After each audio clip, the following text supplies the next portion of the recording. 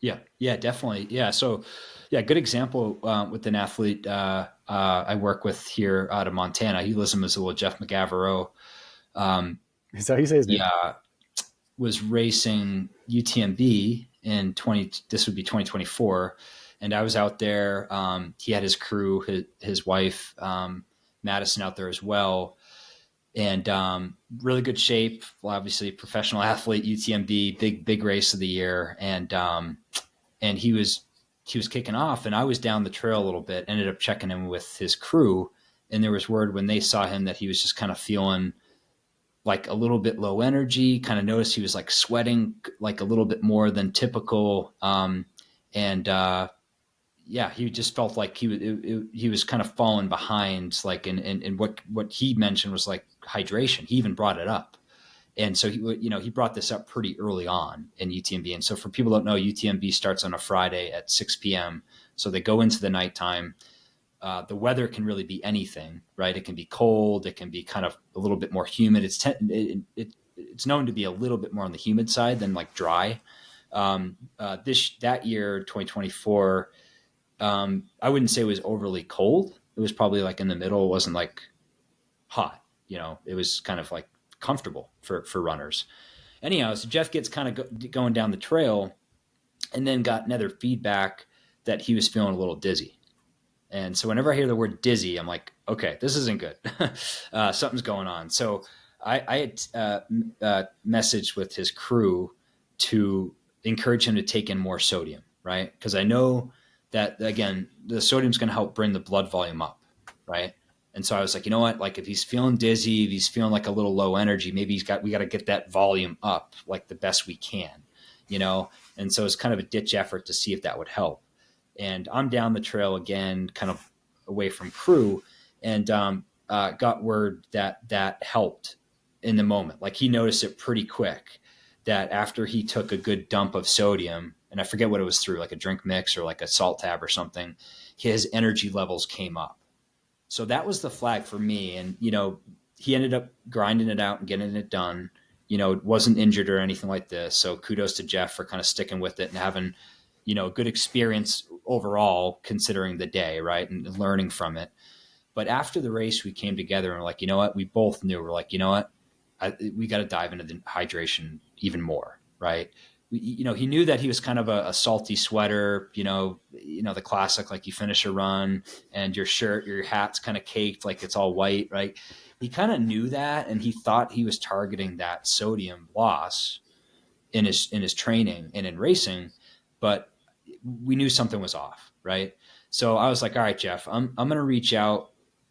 Jeff's over in Missoula, and I'm just down the road in Helena, Montana. I studied at the University of Montana, and so I was like, you know what, I'm going to reach out to some professors and see if we can get into the lab and get in, do some testing to figure out what's going on here, right?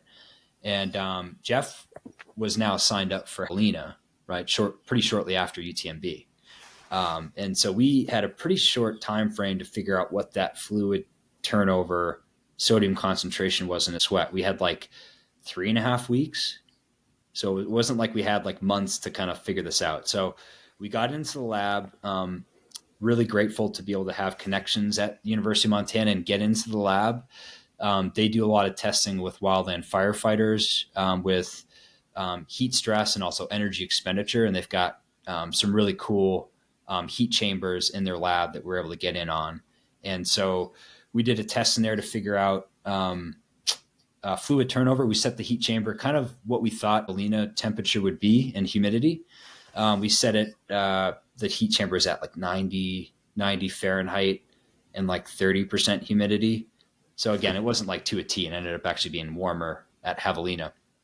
But what we're really interested in is getting that sodium concentration. And it was kind of what we thought. Like, we figured it would be high based on, and it was pretty close to 2,000 milligrams. It's a lot.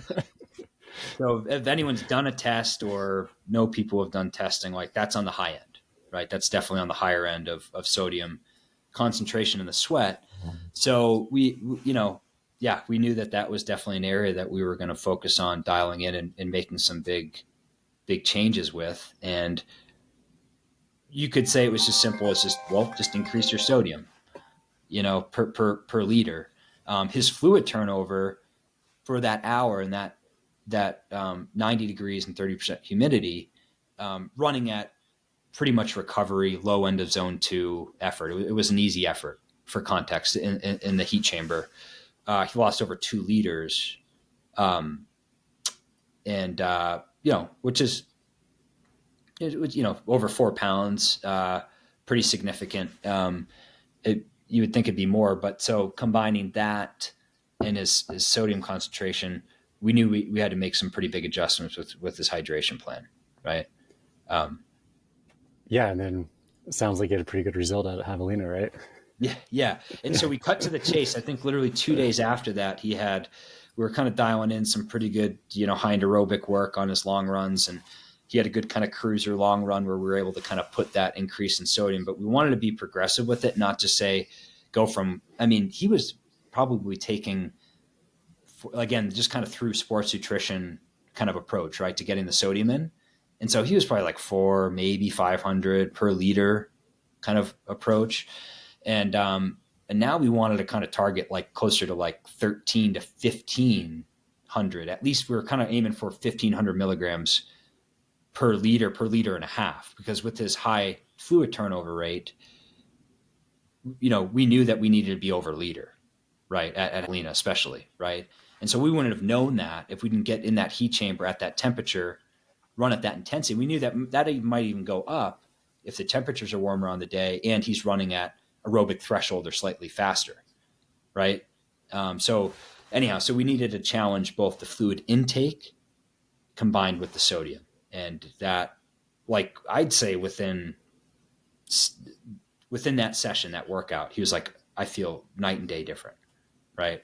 Just night and day. And being a high carb athlete, pushing at that aerobic threshold for that long, he's taking in a lot of carbohydrates per hour. He's that 100 gram of carbs plus an hour, 120. And so now he noticed, like, oh my God, like, I can, the carbohydrates, I have better energy because he's absorbing the high carbs better.